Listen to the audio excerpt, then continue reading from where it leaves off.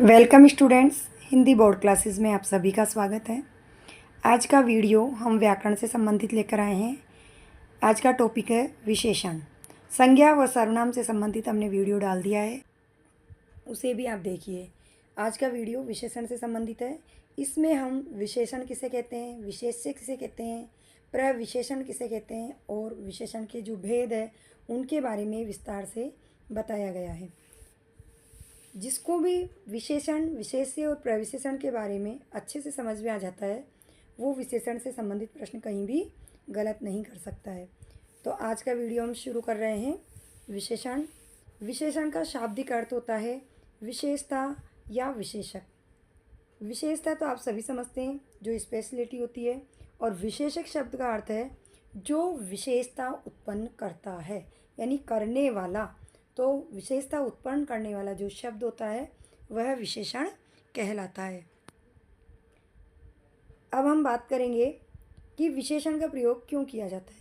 तो विशेषण के प्रयोग से व्यक्ति या वस्तु का यथार्थ स्वरूप तो प्रकट होता ही है, साथ ही भाषा की प्रभावशीलता भी बढ़ जाती है। यानी अगर वाक्य में विशेषण शब्दों का प्रयोग हो तो वाक्य बहुत ही अच्छा लगता है, प्रभावशील बन जाता है और उसकी वास्तविक स्थिति है, जो अभिव्यक्ति की वास्तविक स्थिति है, उसका भी पता चल जाता है।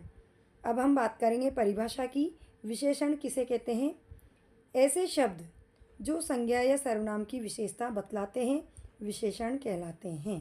यानी जो संज्ञा और सर्वनाम शब्द है उनके बारे में क्या विशेषता है, उनकी क्या विशेषता है, ये बताने वाले शब्द विशेषण कहलाते हैं।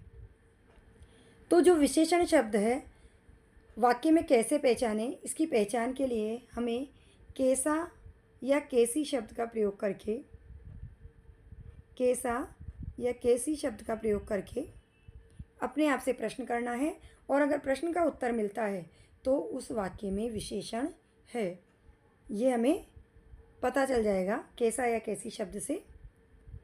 अब देखिए, विशेषण जिस शब्द की विशेषता बतलाता है वह विशेष्य कहलाता है। अब यहाँ बात करेंगे हम विशेष्य किसे कहते हैं।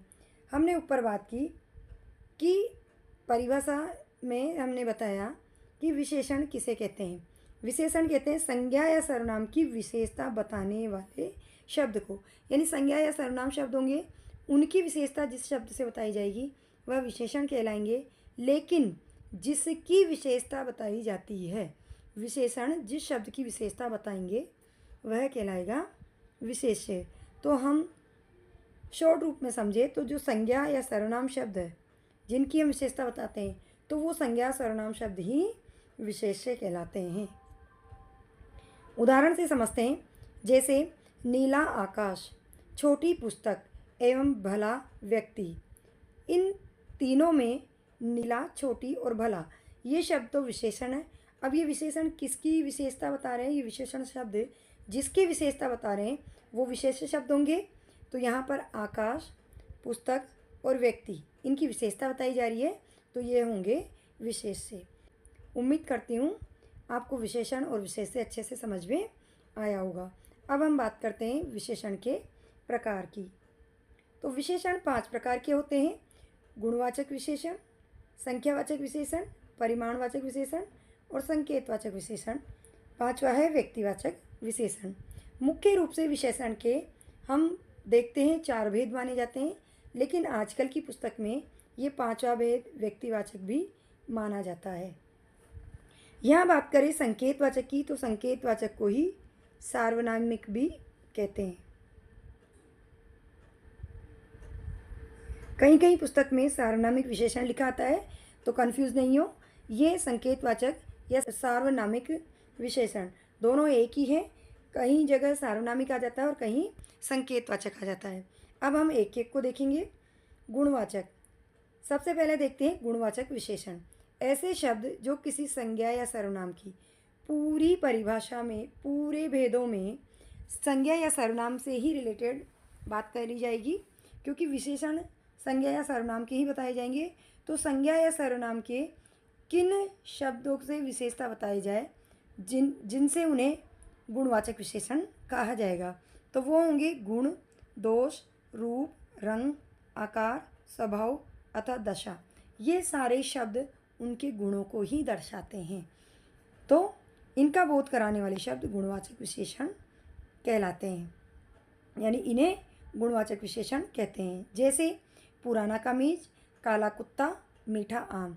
तो यहाँ कमीज कैसा है? पुराना है। कुत्ता कैसा है? काला है। आम कैसा है? मीठा है। तो मीठा, काला और पुराना शब्दों से विशेषता बताई गई है। एक उदाहरण और देखते हैं। यह एक ताज़ा फल है। सेब मीठा है। तो फल कैसा है? ताज़ा। सेब कैसा है? मीठा। विशेषण शब्द कई बार संज्ञा या सर्वनाम के बाद भी आ जाते हैं। ये जरूरी नहीं है संज्ञा या सर्वनाम से पहले ही विशेषण शब्द का प्रयोग हो। कई बार संज्ञा या सर्वनाम के बाद भी विशेषण शब्दों का प्रयोग किया जाता है। तो ये था गुणवाचक विशेषण। अब बात करते हैं संख्यावाचक विशेषण की।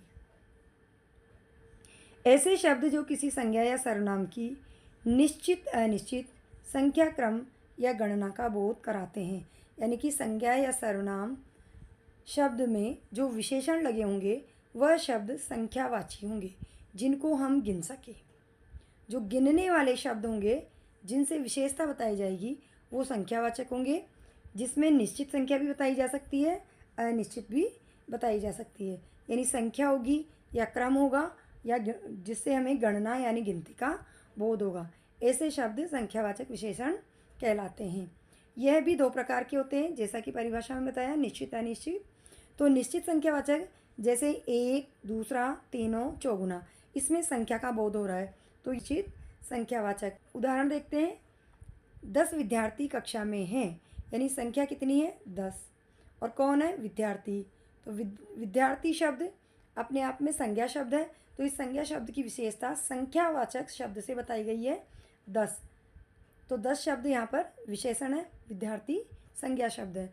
अब 10 गिनती में निश्चित संख्या है, तो ये निश्चित संख्यावाचक विशेषण का उदाहरण है। इसी तरह से बात करें अनिश्चित संख्यावाचक, तो अनिश्चित संख्यावाचक कैसे बोध होगा? कहीं, कुछ, बहुत, सब, इस तरह के शब्दों का प्रयोग होगा जहाँ अनिश्चित संख्या का बोध होगा।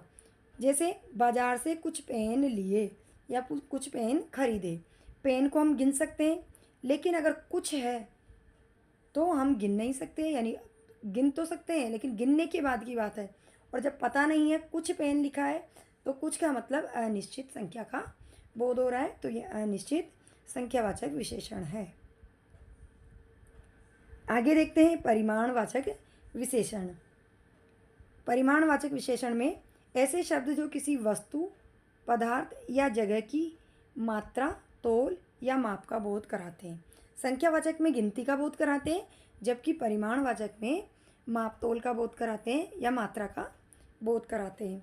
वह परिमाणवाचक विशेषण कहलाते हैं। इसके भी दो उपभेद है, यानी दो प्रकार है, निश्चित परिमाणवाचक और अनिश्चित परिमाणवाचक।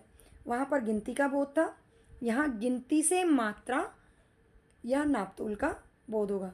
इसमें वस्तुएं या कोई पदार्थ होगा जो नापी या तोली जा सकती है, जैसे 2 लीटर, 5 किलो, 3 मीटर आदि। संख्या का बोध तो है, लेकिन संख्या को किसका बोध करा रही है? नापने या तोलने वाले शब्दों का। उदाहरण, 5 लीटर दूध दे दो। इसको हम गिन नहीं सकते, इसे मापा या तोला ही जाता है, जो उसका मात्रक है लीटर। तो 5 संख्या निश्चित है, इसलिए निश्चित परिमाणवाचक होगा। यानी लीटर को हम मापते हैं, गिनते नहीं हैं, इसलिए संख्यावाचक नहीं है, परिमाणवाचक है। अनिश्चित परिमाणवाचक, जिसमें वही अनिश्चित शब्दों का प्रयोग होगा, थोड़ा, बहुत, कम, ज़्यादा आदि। जैसे दूध में थोड़ा पानी मिला दो, यानी दूध है, नापने की चीज़ है, उसमें थोड़ा यानी नाप नहीं बताइए, 1 गिलास 2 गिलास, थोड़ा पानी मिला दो, थोड़ा अनिश्चित शब्द है, तो यहाँ पर अनिश्चित परिमाणवाचक विशेषण होगा। अगला भेद है संकेतवाचक। ऐसे शब्द जो सर्वनाम है किंतु वाक्य में विशेषण के रूप में संकेत कर रहे हैं, यानी वहाँ संज्ञा या सर्वनाम शब्द का संकेत से बोध कराया जाए। संकेत के रूप में सर्वनाम शब्दों का प्रयोग करके विशेषण बताया जाए, वह संकेतवाचक विशेषण कहलाते हैं। यानी संज्ञा की विशेषता सर्वनाम शब्दों से प्रकट की जाए वह संकेतवाचक होंगे और उसे ही सार्वनामिक भी कहा जाता है। चूँकि मूल रूप से ये सर्वनाम है इसलिए ये विशेषण सार्वनामिक विशेषण भी कहलाते हैं। यानी संकेतवाचक विशेषण में विशेषण शब्द सर्वनाम शब्द होंगे जो संज्ञा की विशेषता बताने का काम करेंगे। जैसे इस गेंद को मत फेंको, यहाँ गेंद संज्ञा शब्द है लेकिन गेंद कौन सी, इस, तो इस शब्द सर्वनाम शब्द है तो यहाँ पर यह विशेषण का बोध करा रहा है। उस पुस्तक को पढ़ो, पुस्तक संज्ञा शब्द है लेकिन कौन सी पुस्तक, उस पुस्तक को, यानी पुस्तक बहुत सारी होती है लेकिन उस पुस्तक की बात की जा रही है, संकेत किया जा रहा है और प्रयोग किया जा रहा है सर्वनाम शब्द का। तो यहाँ पर उस शब्द संकेतवाचक विशेषण है। तो अगला उदाहरण है कोई सज्जन आए हैं। तो सज्जन कौन से आए हैं, कोई सज्जन। इन वाक्यों में इस, उस तथा कोई शब्द सार्वनामिक अथवा संकेतवाचक विशेषण है जैसा कि उपयुक्त वाक्य में थे। व्यक्तिवाचक विशेषण। अब बात करें व्यक्तिवाचक पांचवा प्रकार विशेषण का। ऐसे शब्द जो मूल रूप से व्यक्तिवाचक संज्ञा है यानी संज्ञा शब्द है लेकिन वाक्य में विशेषण का कार्य कर रहे हैं उन्हें व्यक्तिवाचक विशेषण कहते हैं।